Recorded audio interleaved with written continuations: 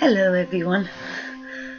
I have just finished Swindon Open Studios, which has been a really busy 2 weeks, and it was really great to see people come and look at my work and obviously buy some work too and talk about YouTube. And one of the things that I would like to discuss today is something I've noticed, that when people came to Open Studios or other artists I've spoken to, or even seen on YouTube itself, is the inner critic. It's an interesting subject, and I don't think there is a single person that is not affected by the inner critic, whether we're artists of art, music, writing, sport, or just having a go at something for the first time.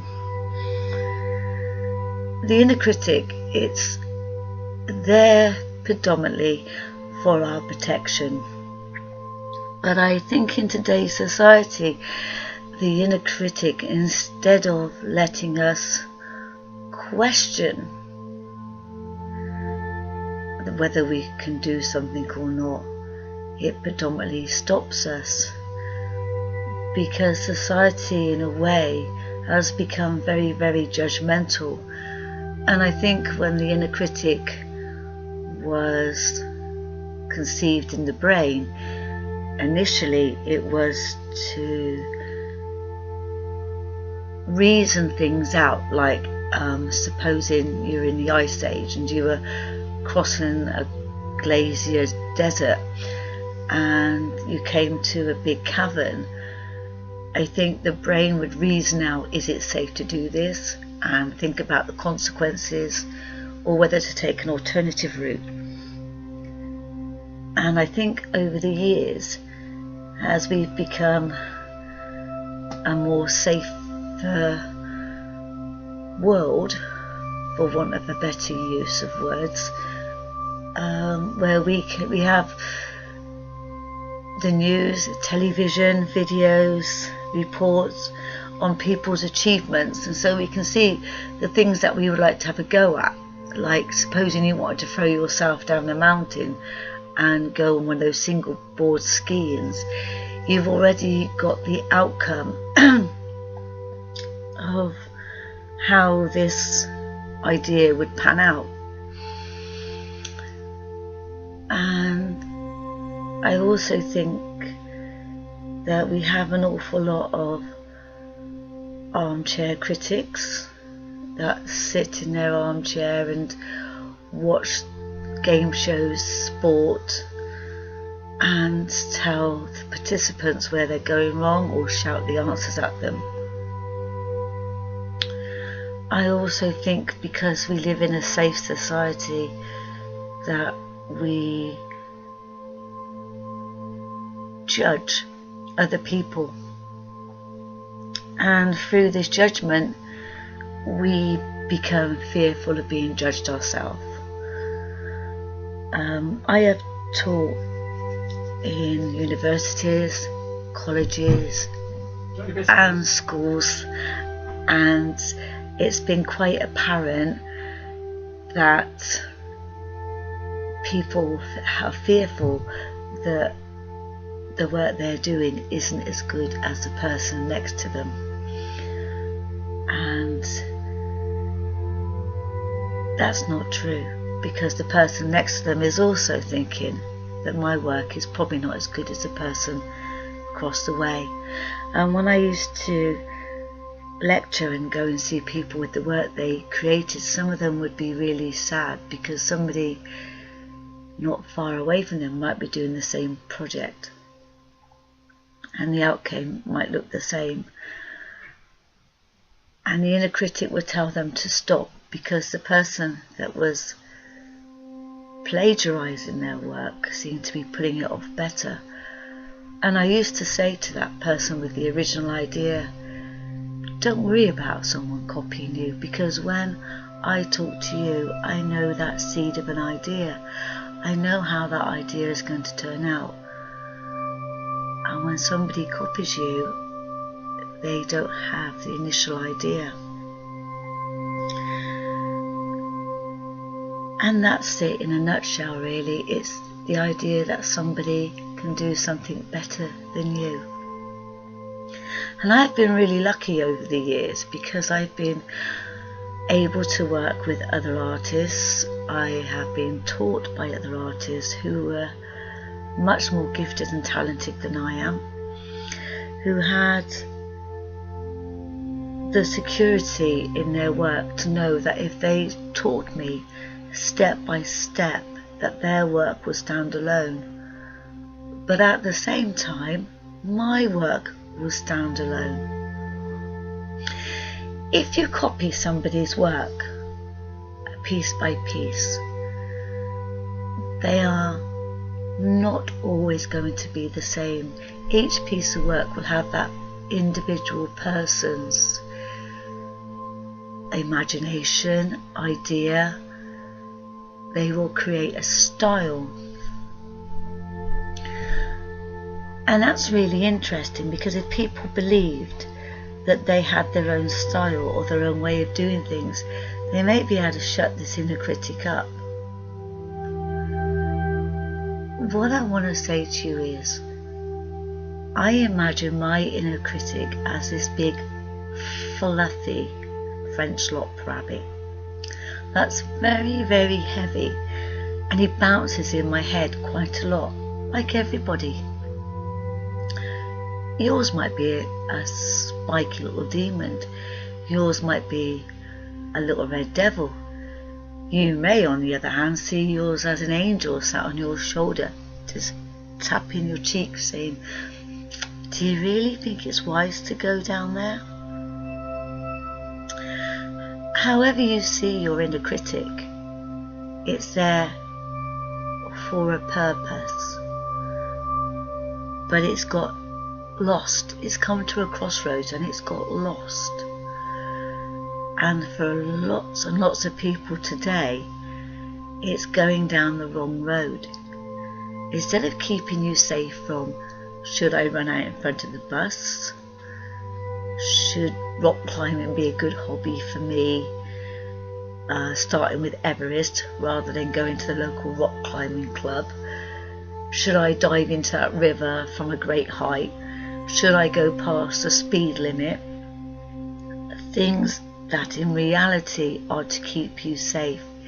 The inner critic is to keep you safe from injuring yourself.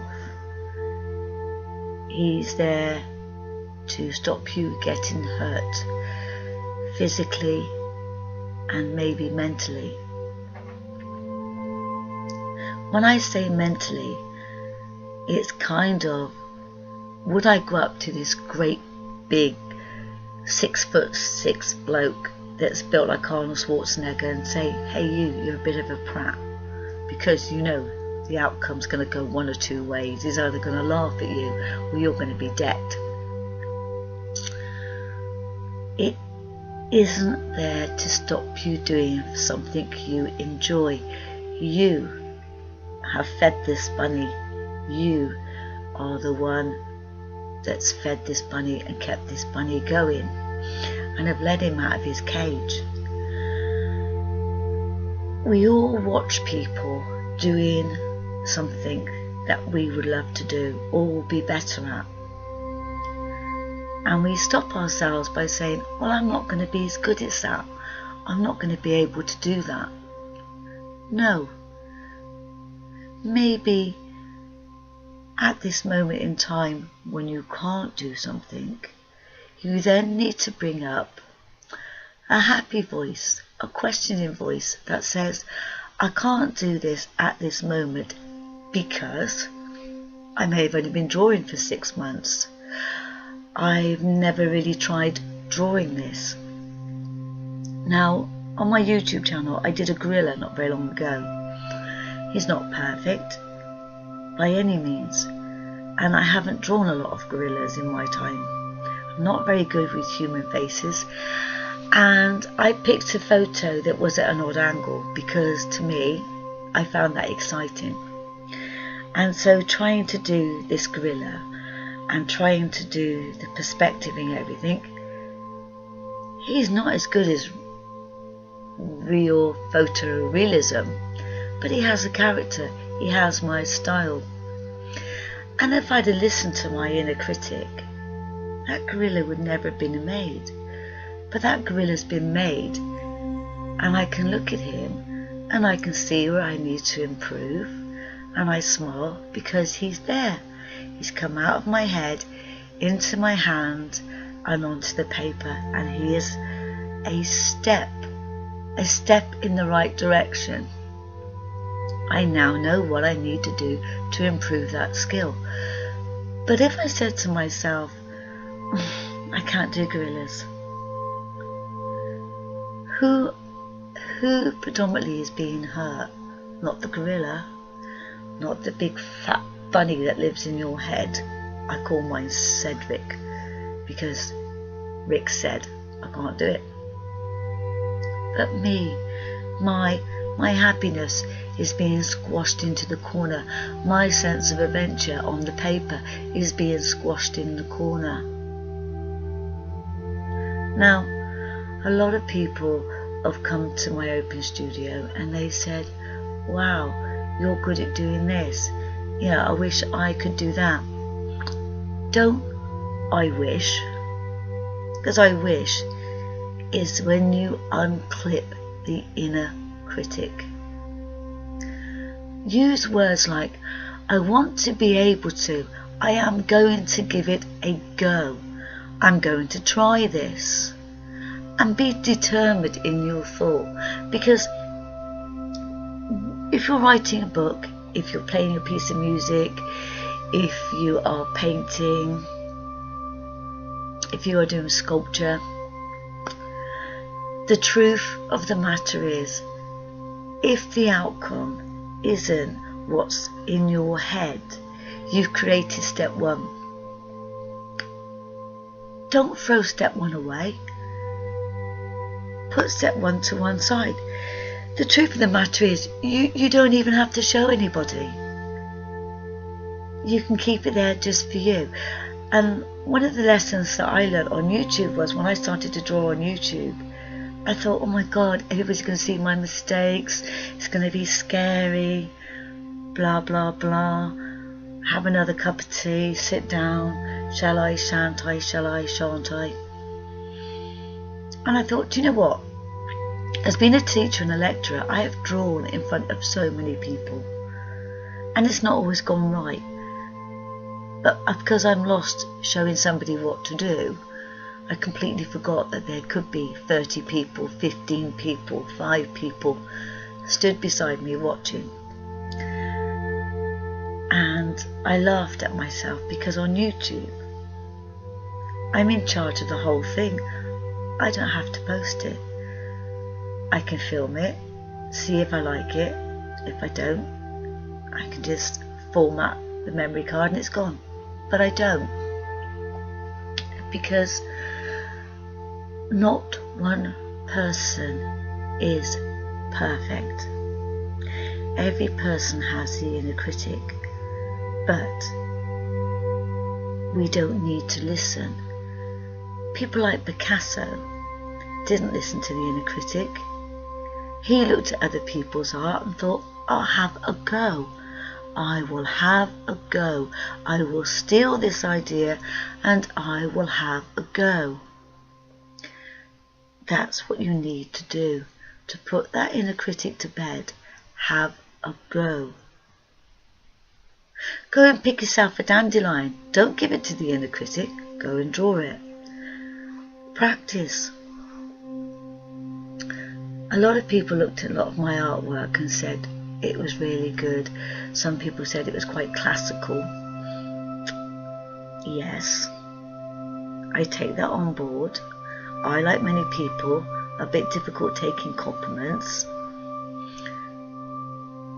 But in reality, I've been doing this since I was 3 years old. We're talking 52 years. If you can't do something in 52 years, then the inner critic can turn around and say, well, actually you're crap and you can't do it.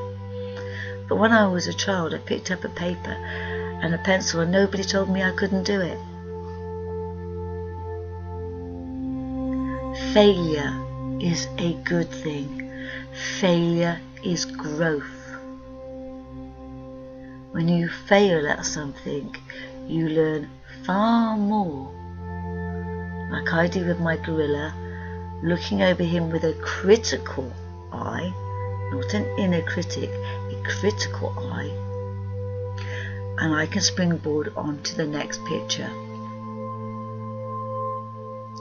Failure is a very good thing to have because it allows you to look at what you're doing.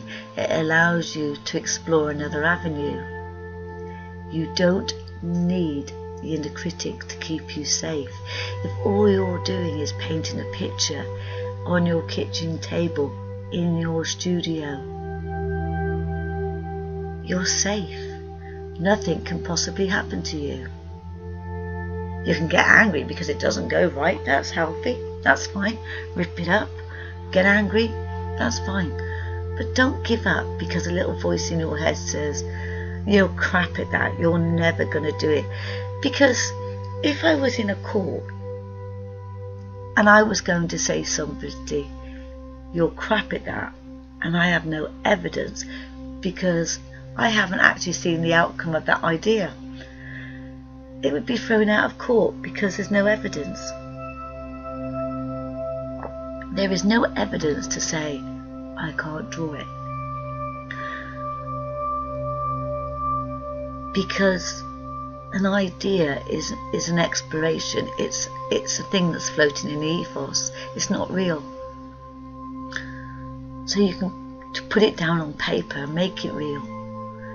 So the inner critic has got no way of knowing.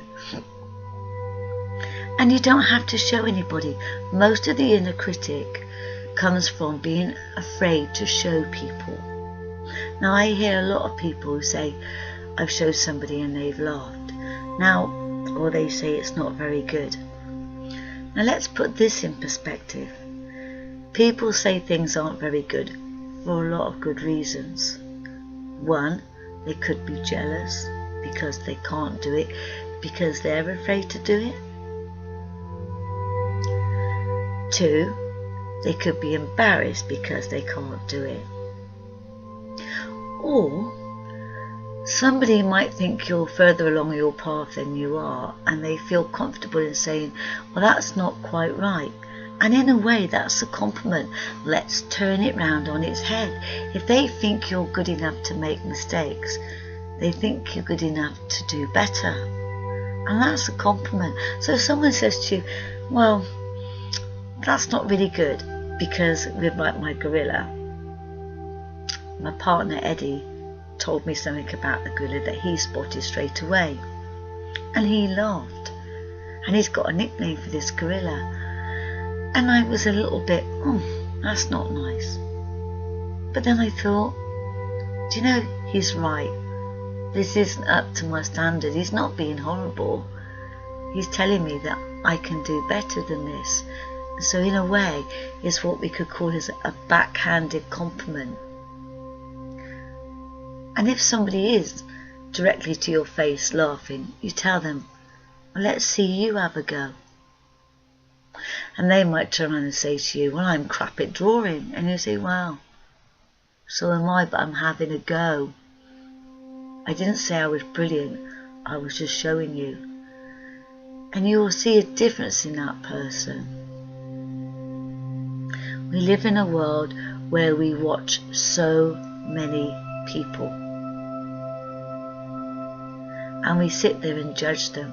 There are some TV programs that absolutely make me cringe. I don't have a telly.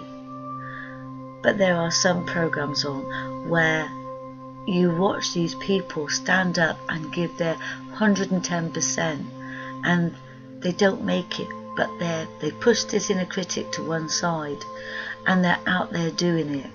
And the people on the armchairs at home are laughing and ridiculing.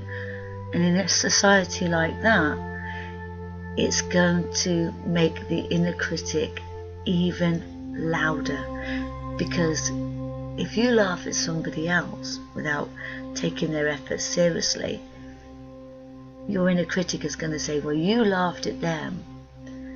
Don't put yourself in that position. Don't be laughed at, because you will be embarrassed.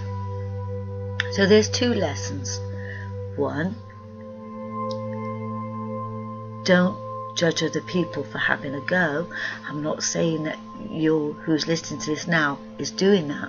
I'm just saying people criticise people from a safety situation while they're sat in their armchair, while they're looking at your drawing. They're not putting themselves forward. It's easy to tell somebody where they're going wrong. It's harder to step up to the plate. And if you've stepped up to the plate, go and get yourself a reward. Go and get that new art supply you've done, because you've stepped up to the plate. Show your picture if you wish, and if someone says, well, that's not very good, you turn around and go, I know, but I stepped up to the plate. Be proud. Be proud. Push that inner critic back, because the more you put him back, he will have gentler words for you. Like, so you're going to do that, gorilla? Okay, you're going to do that, gorilla. Are you going to film that gorilla? Because it might not turn out very well. But the thing is, I'm going to do the gorilla. He's now saying to me, do you want to film it? And I say to Saidrick, I'm going to film it, Saidrick, because if it doesn't turn out very well, then it shows people I'm only human. And if it does turn out alright, then that is fine. It doesn't matter. It's a success. I can learn from it. And if that inner critic says to you, wow, Fred down the road, his paintings are amazing. Go and get yourself a cup of tea, shut Saidrick in his cage, and think to yourself realistically, hey, Fred down the road's been doing that same picture for 15 years. He's an expert. This is day 1 for me. Put Saidrick back in his cage. He's happy in his cage. He will go back and do the job that he's designed to do, to stop you falling down a precipice, to stop you jumping out in front of a bus, to stop you from speeding, to stop you having an accident. That's his job. He may want to save you from criticism, but you can be criticised for not having a go as well, you know. So please, go and get yourself a piece of paper, even if you do cut it out, draw it, paint it, get yourself a book and have a practice every day.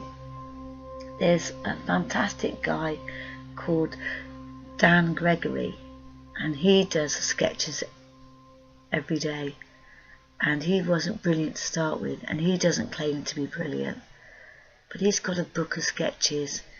And I'll tell you what, when your book starts to get filled up, you will have a lot of admirers, and they will be saying, wow, I can't draw.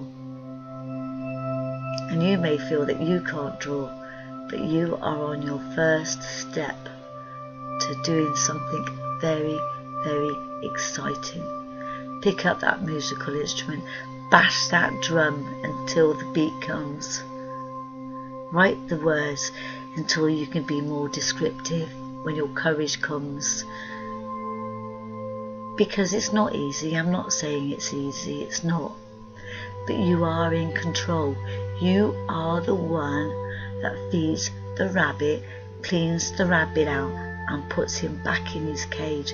He's not your boss. he's not your boss. He's not the one. He's just there to stop you hurting yourself physically. So I hope you enjoy this picture that I've done of my Saidrick. I've done him as a big bunny, and he's reading this big list of you can't, you shouldn't, you couldn't, you'll never be able to. And I'll tell you what, he's getting a little bit fed up. He's rolling the list up, because the more I prove to myself, the more I say to Saidrick, hey, I understand what you're saying, Saidrick, and I really do appreciate what you're saying to me, but I'm going to dip my toe in and I'm going to have a go, and you'll be quite chuffed to bits that when I've had a go, I've not died, I've not had a panic attack, I've managed to put pen to paper. The next time I put pen to paper, it's going to be better, and I'm going to start something new, a new hobby, and I'm going to be happier. And also, when you shut Saidrick down, you'll find that other things that you've kept suppressed will suddenly bubble to the surface, and people will notice a new you, a happier you, because you've gained back some of your motivation, you've grabbed courage by the throat and run with it, you've got something new to tell people, like, hey, I'm not very good at the moment, but hey, do you want to see my drawing? Because if you say something like, I've just learnt to do something, people are much more encouraging. It's the words you feed yourself. Oh, I'm not very good at this. If you say to someone, I'm just learning to do this, you'll get a very, very different response. So please, please, please, for yourself, go and find something easy. Go and find a quiet spot. Tell people, I'm going off to do something exciting, so leave me on my own for 5 minutes, and I may or may not show you what I've done, but I'm going to have a go, and I'd appreciate some encouragement as well, because there's nothing wrong with asking people to help you shut the inner critic up. There's nothing wrong with getting a group of you together and saying, wow, I'm not very good at this, but let's all have a go together, and you have a laugh and a go at something. Like in my nan's day, they had knitting circles, or they had book club, because everybody reads a book differently, but nobody turns around and goes to somebody, oh, you read that book, that's not how it's supposed to be, that's not how it's written. People go, well, that's really interesting, I never thought of that. And as soon as you put your very first line on a piece of paper, that is your style. You will develop strengths and you will create your own style, and that will make you unique.